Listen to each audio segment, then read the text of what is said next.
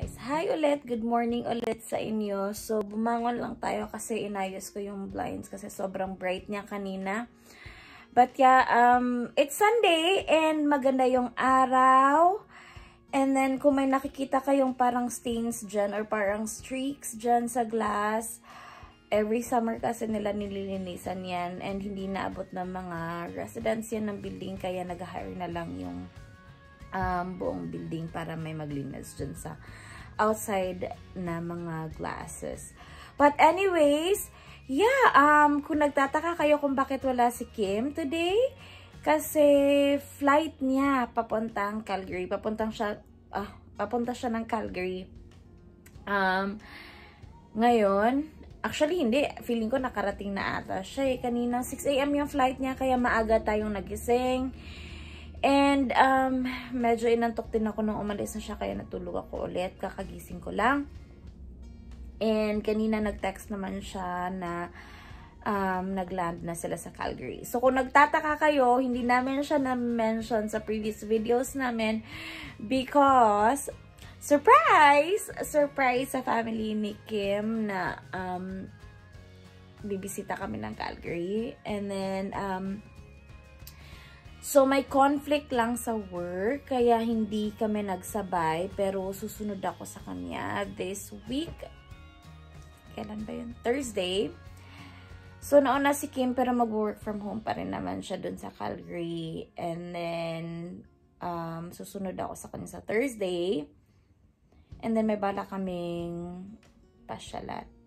But yeah, hopefully mag-stay tuned kayo sa channel namin kasi may marami kaming gagawin sa Calgary. And then, yeah, kukumustahin na muna natin si Kim. Hey guys, so wala tayong masyadong ganap today kasi nga wala si Kim. But lumabas ako para may bilhin at saka i-meet namin yung isa naming friend na si Ate Chikay. Kasi may bibilhin daw siya sa Bao Bakery. So, I figured sasamahan ko na lang siya kasi naghahanap naman siya ng kasama. It's not too cold today. So, ganito lang yung outfit natin. Hindi lang masyadong makapal. But yeah, samahan niyo ako ngayon. Ayan guys, nasa Kingsway lang tayo. Ngayon, may dadaanan lang tayo bago natin i-meet sa Ate Chikay. It's currently 12 degrees. Ngayon, dito sa Vancouver. So, it's getting better na, no? Yung weather, okay na. Medyo mainit-init na. Pero, may forecast pa rin. This week na uulan. But, okay na siya. Hi, guys! So, it's our last day today for the week. And, okay, so naiinis ako kasi wala ako mapaglagyan ng camera. At wala akong mapaglagyan ng phone ko. Naghahanap ako ng mapaglagyan ng phone ko dahil may ikikwento ako sa inyo. So, ito na lang. Gagawa na natin sarili nating lagayan ng camera. Teka lang. Ayusin ko lang siya, guys. Yan. Sana yan ay sapat na. Sana hindi siya mag-move or... Oh my God. Naiirita ako. Naiirita ako kasi ayaw magtayo ng phone. Nakakainis talaga. But anyways, yes, nasa bahay na tayo ngayon. And ito yung last day natin for this week na mag-work. Kasi bukas, lilipad tayo patungong Calgary na mga ilang days. Saglit lang naman. Konting break lang from work, you know. But yeah, bago ako umuwi ng bahay, dumaan muna ako. May mga dinaanan lang ako para masigurado na okay yung bahay habang wala kami ni Kim. So, isa sa rason or isa sa mga dinaanan ko is yung pagkain ng fish namin na yung betta fish, si Angeria. So, bago umalis si Kim, ni-remind niya ako na okay, maghanap ka or pumili ka ng pagkain ng ganito. Meron naman daw good for 1 week. Ako hindi ko alam yun. Kasi wala naman akong idea sa pag-aano ng fish. So, yun na nga, dumaan muna ako kanina sa PetSmart and then nagtanong ako sa kanila kung may pagkain ba for betta fish na mga ilang araw kung walang napapakain sa kanila. And true, Meron naman daw, kaso naubusan sila ng for betta fish talaga. But meron silang sinadjust na ibang brand or ibang klase ng feeder. Fish feeder. Yeah, may ibang ano silang sinadjust. Yung ito. Good for 7 days siya, guys. Ayan, kung nakikita nyo, tawag niya Nutrafin. So, sabi, itatapon mo lang daw to, idadrop mo lang daw to sa fish tank at saka sila ng kusang kakain. Sariling sikap din sila, guys. Kaya, good naman. So, naisip ko, hindi naman kami masyadong ganyan katagal mawawala. So, I think, okay naman to. So, sabi ko, sana hindi pihikan si sana hindi maarte si Angira at kainin niya to. At naisip ko lang kanina, sabi naman nila na nakakatagal naman daw ng ilang days na hindi kumakain yung betta fish. Pero mas mabuti pa rin yun na may kinakain sila kahit ayaw nila. You know? Makes sense. At saka isa sa dinaanan ko, guys, is coloring book ni Carmela, Kim's sister. Duman ako ng coloring books kasi andun naman na din ako sa Metro Town. So, inisip ko, duman nila ako ng Walmart or may titingnan ako. So, bumili ako ng mga coloring book. Hindi naman siya gaanong kamahalan, pero yung importante lang naman may makukulay-kulayan siya. Ayan! And then, dumaan din ako kanina ng Bao Bakery.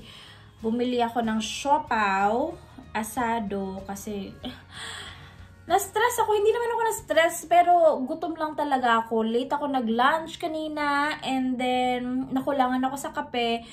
So, dumaan ako ng Bao Bakery. Bumili ako ng siopaw, asado, and London Fog. Kasi ayoko naman magkape, baka hindi ako makatulog kasi maaga yung flight natin bukas, kinabukasan. But yeah, so yun lang yung mga dinaanan ko, guys. Ngayon naman, ang gagawin ko ay magtatapon ng basura at mag-water ng plants natin habang hindi pa tayo nakapag-ayos. So, i-make sure ko muna na maayos yung bahay bago ko mag-impake kasi dito naman, dito natin sila diniligan. Walang space dun.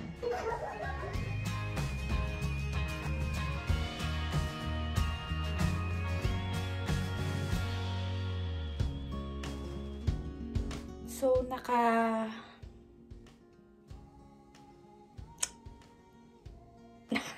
ko sasabihin ko. But naka-ready na tayo. Na-empake ko na lahat. Ito lang naman dadalhin ko na, check-in ko na din to. And then, ito lang gagamitin kong bag from Lululemon. Bigay pala to sa akin ng ate ni Kim, si Pia, and ate Grace. Thank you, guys. Itong bag namin, itong luggage namin, napakaganda nito, guys. Super easy lang tong dalhin from Herschel yan. Nabili namin yan ni Kim last year, nung Pasko. May isa pang ganyan kay Kim. But, hindi niya dinala. Nag-backpack lang siya papunta doon. And then, yung mga gamit namin, ako na yung nagdala, yung mga damit niya andito na. So, yeah, siguro matutulog na ako, guys, kasi maaga ako bukas. 6 AM yung flight. So, update ko na lang kayo. Good night! Morning, guys.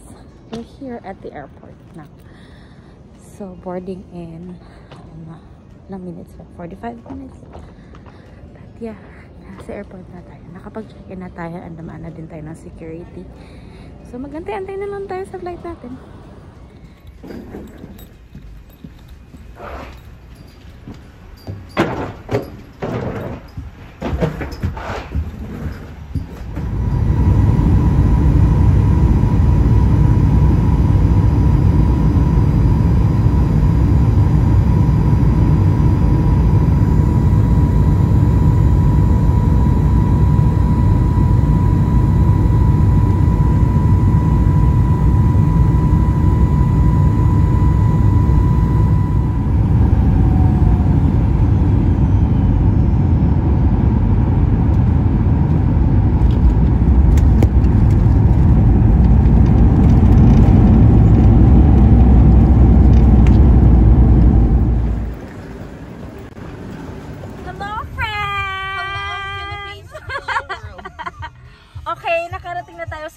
time na mapapanood nyo to, meron ng upload si Kim. May na-upload na siya kasi super late to. Late din akong dumating.